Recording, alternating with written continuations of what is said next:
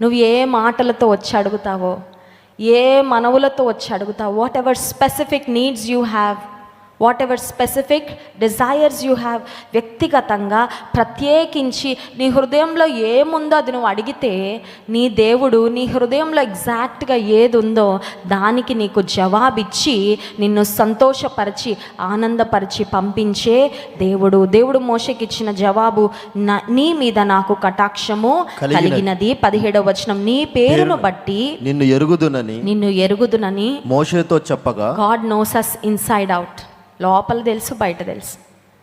కొన్నిసార్లు మనుషులు మనల్ని ఎప్పుడైనా అపార్థం చేసుకుంటే, నేను ఇంత మంచిగా ఉన్నానే నన్ను ఎందుకు అపార్థం చేసుకుంటున్నారనే బాధ కలుగుతుంది.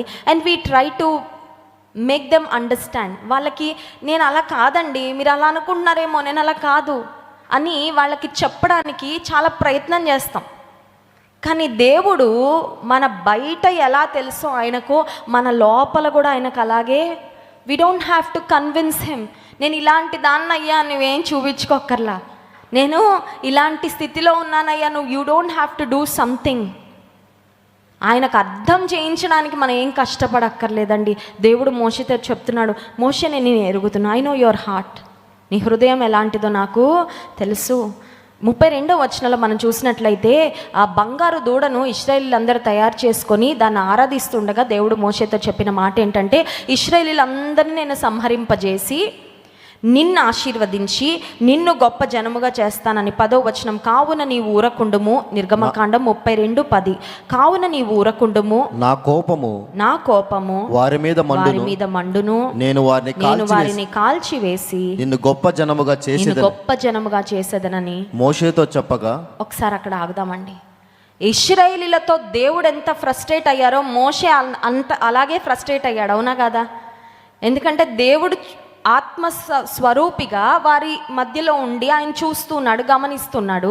మోషే అయితే ప్రత్యక్షంగా అనుభవిస్తున్నాడు వారి సనుగులు, వారి గొనుగులు, వారి వ్యతిరేకత, వారి విమర్శలు, వారి కోపము, క్రోధం అన్నీ డైరెక్ట్గా ఎక్స్పీరియన్స్ చేస్తుంది ఎవరు? మోషే.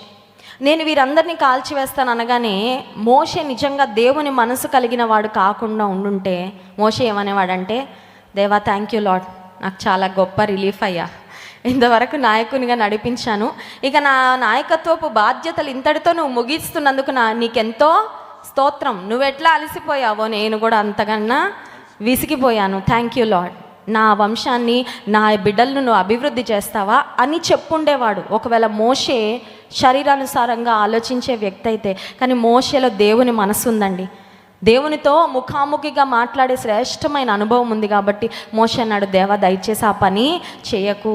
మోషేకి అర్థమైపోయిందండి, దేవునికి అర్థమైపోయింది మోషే హృదయము ఏంటో. God knows that Moses is a selfless leader. స్వార్థం లేని నాయకుడని దేవుడు చూశాడు మోషేను, ప్రేమ కలిగిన నాయకుడని దేవుడు చూశాడు మోషేను, బాధ్యత కలిగిన నాయకుడని దేవుడు చూశాడు మోషేను, దేవుని మహిమ కొరకు మాత్రమే ఆలోచించే నాయకుడని దేవుడు మోషేను చూసి అర్థం చేసుకున్నాడు. అదంతా ఒక్క మాటలో దేవుడు చెప్తున్నాడు, మోషే నేను నిన్ను ఎరుగుదును. 19వ వచనం, ఆయన నా మంచితనం అంతా, 33వ అధ్యాయం 19వ వచనం, ఆయన నా మంచితనం అంతయు నీ ఎదుట కనుపరచెదను. నేను చూపిస్తానయ్యా నా మంచితనం అంతా. నా మార్గాలు తెలుసుకోవాలని నీకు ఆశ ఉంది కదా, నా సన్నిధి నీతో పాటు రావాలని ఆశ ఉంది కదా, I will fulfil your desire. నా మంచితనం చూపిస్తాను అనొచ్చు దేవుడు, నా మంచితనం అంతా. This is such a satisfying word from God. దేవుని నుండి వచ్చిన ఈ మాట ఎంతో సంతృప్తిని ఇచ్చుంటుంది మోషేకి. నా మంచితనం అంతా నీకు చూపిస్తానయ్యా. ఉదయకాల సమయంలో నువ్వు ఎలాంటి కొరతతో ఇక్కడికి వచ్చినా, ఎలాంటి స్థితిలో ఇక్కడికి వచ్చినా దేవుని సన్నిధిలో మోషే వలె నువ్వు మొరపెట్టుకుంటే దేవుడు నీకున్న పరిస్థితిని బట్టి, నీ స్థితిగతులను బట్టి he will exactly speak in to your life. నీ జీవితంలోకి, నీ పరిస్థితిలోనికి దేవుడు నీకు ఏ మాటలు అవసరమో, ఏ సహాయం అవసరమో, నువ్వు ఎలాగా లేవనెత్తబడతావో దేవునికి తెలుసు. దేవుడు మోషేకు ఆ మాట చెప్పి, నా సన్నిధి నీకు తోడుగా వచ్చును.